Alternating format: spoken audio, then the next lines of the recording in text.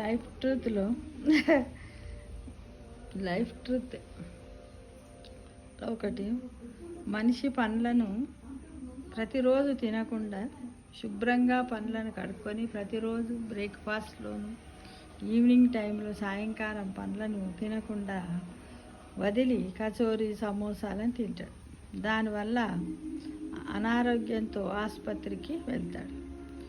ఆసుపత్రి మంచం మీద మనం ఉన్నప్పుడు మన బంధువులు తీసుకొచ్చినటువంటి సపోటా, ద్రాక్ష, నారింజ, బనానా, యాపిల్స్, డ్రాగన్ ఫ్రూట్స్, రకరకాల పండ్లు తింటూ ఆయాసపడుతూ ఎక్కడుంటాం మనం?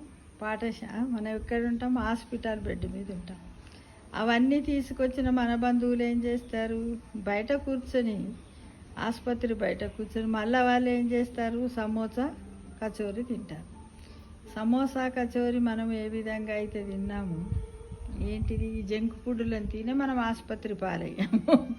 మనల్ని చూడడానికి వాళ్ళు వచ్చి అవన్నీ మనకిచ్చి మనల్ని తినబెట్టి మళ్ళీ వాళ్ళు పోయి చేసేది ఏంటి చెప్పండి?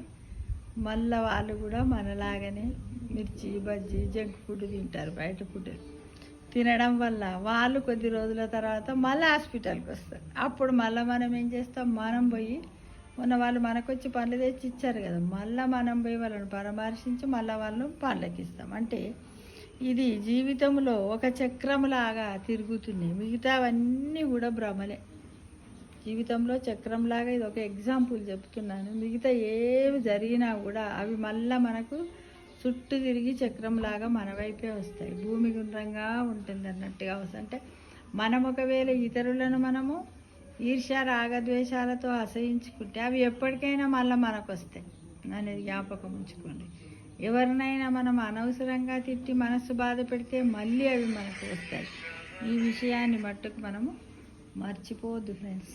నిజంగానే ఇదంతా చూడండి, జీవితంలో మన జీవితమే ఒక చక్రం లాగా అన్నట్టు. లైఫ్ సర్కిల్ అంటే రౌండ్ ఎక్కడ తిరిగినా మళ్ళీ మనకే వస్తుంది. కాబట్టి తప్పకుండా అందరు జాగ్రత్తగా ఉండడానికి ప్రయత్నం చేయండి. ఆరోగ్యాన్ని కాపాడుకోండి, అట్లానే మన బంధుత్వాలను కూడా కాపాడుకుంటే బాగుంటుంది ఫ్రెండ్స్.